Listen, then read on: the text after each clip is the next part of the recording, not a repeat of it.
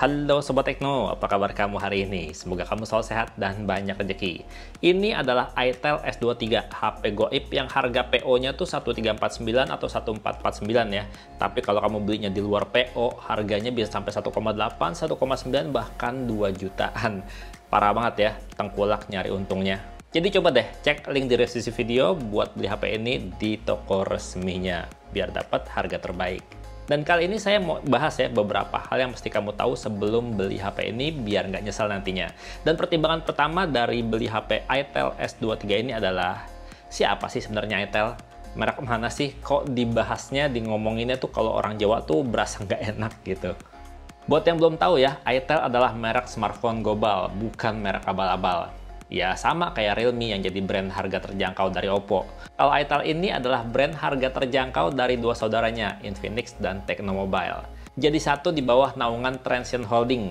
Jadi kalau untuk urusan kualitas dan garansi jangan khawatir ya, ini merek global. Dan untuk pertimbangan keduanya adalah mengenai softwarenya, mengenai sistem operasinya.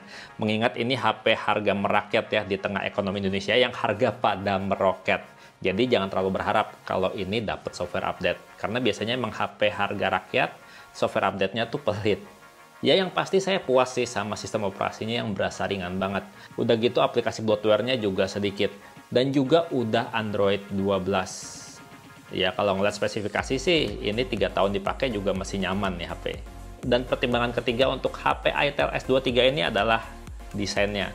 Ini kalau menurut saya untuk kelas harga 1,4 juta desainnya juara, cakep banget. HP ini tuh punya bodi tergolong ramping ya, dengan desain bodi bersudut. Untuk cover belakangnya sendiri dari bahan polikarbonat dengan finishing glossy. Jadi kelihatan mewah saat dilihat, apalagi kalau lihat desain bezel kameranya yang dibikin bulat, terus akan punya 4 kamera. Pokoknya kalau dilihat tuh udah kayak HP mahal, kalau dilihat ya. Ya, tapi yang namanya harga nggak pernah bohong ya. Kalau dipegang gini nggak berasa HP mahal, berasa HP kelas harga di bawah 2 juta. Karena cover belakangnya tuh berasa banget tipisnya. Dan karena finishingnya glossy, jadi pastiin beli yang warna terang. Karena kalau warna gelap bakalan kelihatan kotor bercak-bercak sidik jari. Dan pastiin ya, pakein casing bawaannya supaya bodinya nggak cepet kegores. Karena ini plastik mirip kaca. Dan kalau kita pakein casing bawaannya juga kelihatan keren kok. Mantep kan dilihatnya, padahal pakai casing. Dan khusus buat yang warna putih, bodi belakangnya ini bisa berubah warna kalau kena paparan UV atau kena cahaya matahari, jadi warna agak ngepink gini. Bodinya bisa berubah warna gini kayak HP harga di atas 3 juta. Nah, kalau kita ngeliat dari depan kayak gini baru deh kelihatan ini sesuai sama harganya. Karena layarnya masih gaya water drop, terus bezelnya juga masih berasa tebal. Ya pokoknya kalau untuk bagian desain overall ya, ini tuh berasa juara, berasa cakep untuk kelas harga 1,4 juta. Dan pertimbangan keempat ya, untuk sebelum kamu beli HP S23 ini adalah di bagian visualnya yang bikin nggak nyaman. Bukan karena layarnya jelek ya, layarnya sih bagus. Ya kalau secara kualitas visual layarnya udah bagus dengan ukuran layar yang 6,6 inch ini bikin HP tuh nyaman di kantong, nggak berasa kegedean. Resolusi layarnya yang SD Plus juga masih bisa nampilin gambar dengan detail dan nyaman dilihat di mata. Udah gitu layarnya ini udah 90 Hz, jadi kalau misalkan kita scrolling sosial media pastinya berasa smooth banget. Udah berasa kayak HP kelas harga 2 juta lebih. Dan seperti biasa layar HP-HP buatan merek saudaranya Infinix, Tecno, itel S23 ini juga cuma bisa mengenali 5 sentuhan bersamaan, yang menurut saya sih bukan kekurangan ya, karena rata-rata orang main HP juga maksimal 4 jari saat main game. Untuk layarnya juga responsif banget, baik untuk penggunaan harian ataupun saat main game. Nggak ada tuh yang namanya delay touch atau ghost touch. Tapi ada satu hal yang bikin saya nggak nyaman sama layarnya, yaitu nggak adanya sensor cahaya, nggak adanya itu kecerahan layar otomatis. Jadi kalau kita dari dalam ruangan terus keluar ruangan, pas dibawa ke sinar matahari otomatis berasa gelap. Kita harus atur kecerahan layar sendiri secara manual. Dan pas balik lagi ya ke dalam ruangan harus dirudupin lagi sendiri layarnya biar mata nggak sakit. Padahal ini HP layarnya cukup terang loh di luar ruangan kayak gini. Masih nyaman untuk penggunaan. Sementara di sektor audionya standar biasa aja sih, nggak ada yang istimewa. Belum punya Dolby, terus belum ada DTS, pokoknya nggak ada teknologi-teknologi audio yang bikin suara makin asik gitu. Speakernya juga masih single mono di sisi bawah HP aja, yang kalau disetel di volume maksimal nggak pecah sih, cuma berasa flat aja. Gini suaranya.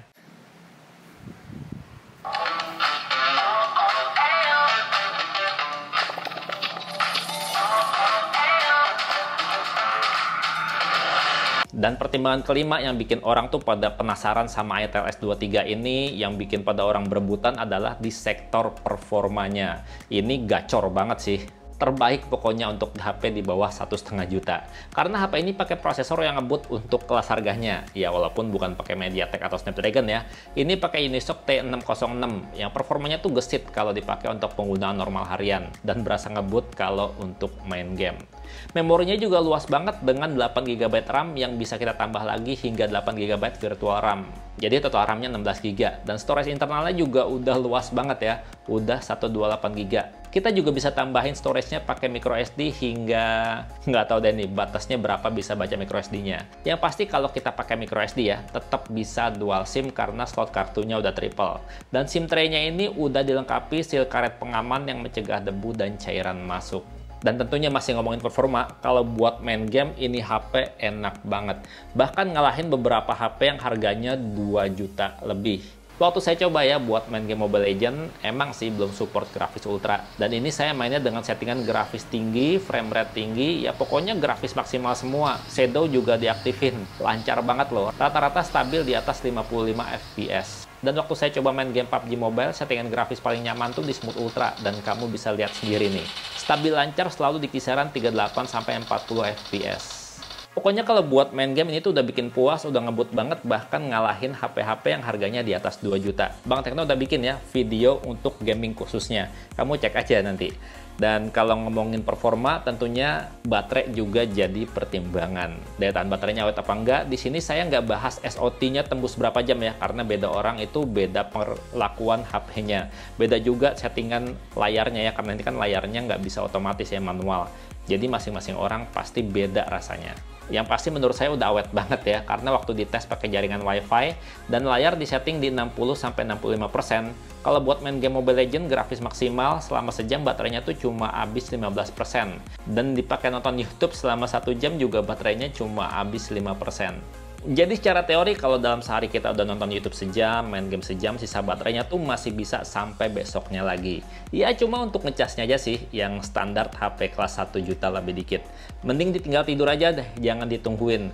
Karena waktu saya coba ya buat ngecas pakai charger bawaannya, mau charger yang pakai 18 watt, 30 watt, dan lain sebagainya, tetap sama aja lambat.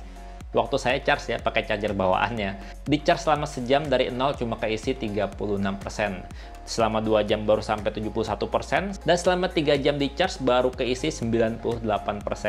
Ya pokoknya nggak usah ditungguin deh ngecharge-nya, ngecharge malam aja tinggal tidur, paginya udah penuh, kan baterainya awet. Dan pertimbangan berikutnya ya, pertimbangan ke-6 nih, dari sensor-sensornya yang ternyata tuh komplit loh untuk HP kelas harga 1 jutaan. Ya nggak komplit-komplit amat, ada juga yang salah disunat. Yang pasti HP ini belum punya sensor NFC ya, jadi nggak bisa baca saldo e-money. Masih wajar, HP harga di bawah 1,5 juta. Yang bikin wah adalah sensor sidik jarinya udah di samping dan ukuran sensornya tuh kecil ya, jadinya tombol powernya tuh seakan-akan tombol biasa, kayak nggak punya sensor sidik jari gitu. Performanya juga cepat baca jari, sekali tap langsung kunci kebuka. Dan kalau biasanya HP murah sensor dasarnya hilang semua, ini masih ada sensor magnetik, jadi bisa buat fitur kompas. Ada juga sensor gyroscope yang ternyata masih software, jadi kalau buat main game kurang enak. Nggak apa-apa, yang penting ada, jadi bisa buat virtual reality. Iya sayangnya sensor cahayanya yang hilang, sensor cahayanya yang disunat. Jadinya nggak nyaman dipakainya seperti yang saya bahas tadi di awal video. Soalnya kalau keluar masuk ruangan mesti ubah-ubah kecerahan layar secara manual, nggak otomatis. Dan untuk pertimbangan berikutnya ya, dari HP ini adalah di bagian performa kameranya. Kalau buat foto-foto, ini lumayan banget. Nggak cuma desain kamera belakangnya aja ya yang udah kelihatan keren. Kualitas kamera belakangnya yang 50 megapiksel kamera utama, ditambah kamera potret ternyata juga udah bikin puas loh kalau lihat harganya. Kalau untuk kamera depannya, masih standar HP kelas harga 1 juta, 2 juta. Masih 8 megapiksel aja.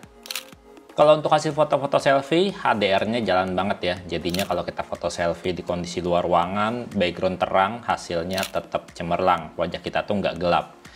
Terus juga kalau misalkan kita foto selfie pakai mode potret, potongan blurnya udah cukup rapi. Ya ada sih kadang-kadang salah blur kayak ujung kacamata gitu. Tapi segini sih udah cukup rapi ya untuk HP kelas harga di bawah 1,5 juta. Sementara kalau untuk hasil foto kamera utamanya, ini cakep asli. Ya cuma kadang-kadang ya, yang namanya foto, kalau misalkan kita gerak dikit dia suka blur. Jadinya pastiin udah selesai di capture baru bisa bergerak deh kameranya. Dan untuk mode HDR-nya juga jalan banget, jadinya kalau misalkan kita foto-foto dengan ada langitnya atau ada background yang terang, hasilnya bagus. Nah, kalau untuk mode potretnya, ini juga potongan blurnya udah cukup rapi. Yang penting pastiin aja mode-mode foto potretnya di kondisi cahaya terang, biar hasilnya nggak salah ngeblur. Pokoknya cakep hasil foto-foto mode potretnya. Sementara hasil foto mode malamnya, ini kayak nggak pakai mode malam ya. Masih over bright untuk bagian lampu, terus masih banyak noise. Masih berasa kayak horor gitulah pokoknya, kayak nggak pakai mode malam. Dan walaupun hasil foto-fotonya tuh udah berasa bagus ya untuk HP kelas harga di bawah 1,5 juta, tapi tidak untuk perekaman videonya. Masih berasa gempa. Kalau HP ini digunain untuk ngerekam video dipakai sambil jalan ya kayak gini. Kualitasnya tuh masih bergetar ya, masih belum stabil. Sayang banget sih nggak dikasih stabilisasi elektronik, padahal ini performa buat chipsetnya tuh udah cukup kuat gitu kalau seandainya dikasih stabilisasi. Dan untuk perekaman sendiri ini maksimal mentok di Full HD 30 fps ya. Kalau untuk detailnya kayak gimana, kita coba di sini merekam jarak dekat, pindah fokusnya cepet ya, nggak perlu di tap, dia langsung pindah fokus, dan detailnya juga bisa nangkap dengan sangat baik. Kalau rekam videonya pakai kamera depan, sama kayak kamera belakang tadi, masih guncang. Kalau untuk suaranya sendiri, kamu bisa nilai ya, kualitasnya bagus apa enggak. Ini saya ngomong nggak teriak-teriak, biasa aja, kencang apa enggak kedengerannya. Oke, sekarang kita cari foto yang lain. Gimana? Masih tertarik beli ITEL S23 ini? Ya, kalau ngelihat performa, ngelihat layar, baterai, kamera buat foto-foto, ini bener-bener menarik sih. Tapi seperti yang saya bilang tadi ya, karena nggak ada sensor cahaya, terus nggak tahu ya jaminan software update-nya gimana, itu aja sih yang bagian berasa ganjalnya di hati. Kalau menurut kamu sendiri gimana ITEL S23 ini? Jangan lupa komentar. Dan buat yang udah punya, boleh banget sharing pengalaman kamu di komentar, biar tambah lengkap informasinya. Dan segitu aja videonya, Bang Tano pamit, sampai jumpa di video berikutnya. Bye-bye. Sayang banget ya, jadi nggak dipakai. Nggak nyaman keluar masuk ruangan, masa mesti atur-atur sendiri. Coba kalau Samsung, kamera depannya bisa gantiin sensor cahaya, masih mending. Udahlah.